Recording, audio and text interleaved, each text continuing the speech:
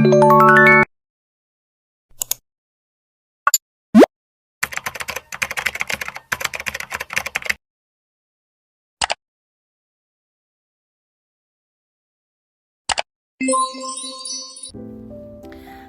Assalamualaikum warahmatullahi wabarakatuh. Perkenalkan saya Azla Nasni dengan NPM 22 Di sini saya akan menjawab 3 pertanyaan pemicu tentang rheologi. Nah, nomor 1. Sifat viskoelastis menggabungkan karakteristik viskositas dan elastisitas dalam material. Ketika diberi gaya, material viskoelastis akan mengalami deformasi yang bergantung pada waktu seperti zat visko atau viskos, tetapi juga akan kembali ke bentuk aslinya setelah beban dihilangkan seperti zat elastis. Ini berarti material tersebut menunjukkan respon yang kompleks terhadap gaya, termasuk deformasi yang berlangsung seiring waktu dan kemampuan untuk menyimpan energi elastis. Sifat ini sangat penting dalam berbagai aplikasi seperti dalam industri karet, plastik, dan bahan bangunan. Lalu jawaban nomor 2, MFI atau Melt Flow Index. MFI adalah ukuran kecepatan aliran lelehan polimer dalam kondisi standar.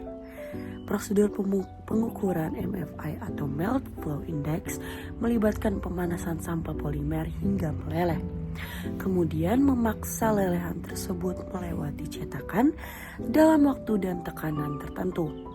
Volume lelehan yang dikeluarkan selama periode waktu tertentu kemudian akan diukur. Ini memberikan indikasi tentang kemampuan aliran polimer saat dalam keadaan leleh, yang penting dalam proses cetakan dan pembentukan. Lalu nomor 3, faktor terhadap viskositas polimer. Yang pertama itu ada berat molekul.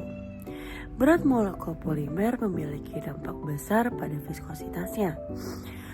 Jadi, semakin tinggi berat molekul, semakin panjang rantai polimer tersebut.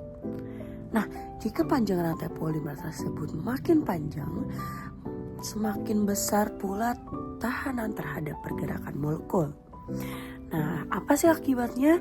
Jika seperti itu, akibatnya adalah viskositas akan meningkat dengan meningkatnya berat molekul. Lalu yang kedua ada PDI atau Pole Dispersity Index.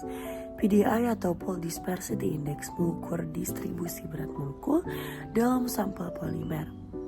Jadi semakin besar Pole Dispersity Index atau PDI, semakin besar juga variasi berat molekul dalam sampel tersebut.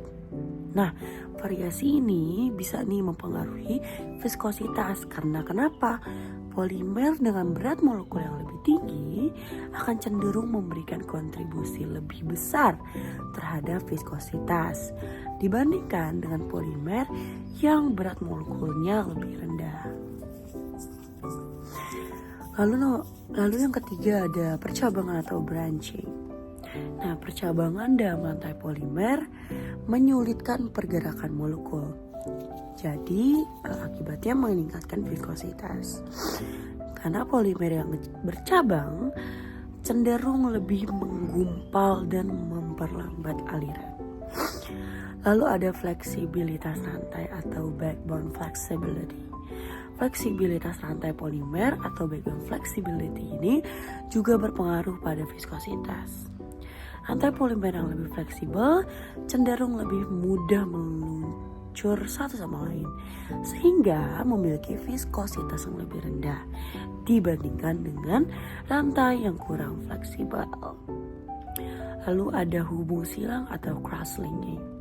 Penambahan hubung silang dalam struktur polimer meningkatkan viskositas secara signifikan. Ini karena hubungan silang mengunci molekul polimer dalam posisi tertentu, sehingga mencegah pergerakan relatif antar rantai polimer. Lalu ada interaksi antar molekul atau intermolecular interaction. Interaksi antar molekul seperti ikatan hidrogen atau gaya van der Waals dapat meningkatkan viskositas dengan menambah tahanan terhadap pergerakan molekul. Lalu ada temperatur. Suhu mempengaruhi viskositas polimer. Pada umumnya, kenaikan suhu menyebabkan penurunan viskositas karena meningkatkan energi termomolekul sehingga memfasilitasi pergerakan molekul dan mengurangi tekanan terhadap aliran. Yang terakhir ada shear rate. Viskositas polimer dapat berubah dengan perubahan laju geser. Pada umumnya, semakin tinggi laju geser, semakin rendah viskositasnya. Karena pergerakan molekul polimer menjadi lebih mudah dengan gaya geser yang lebih tinggi. Nah, kombinasi dari faktor-faktor ini akan menentukan viskositas keseluruhan dari polimer dalam berbagai kondisi. Mungkin sekian dari saya, kurang lebih mohon maaf. Assalamualaikum warahmatullahi wabarakatuh.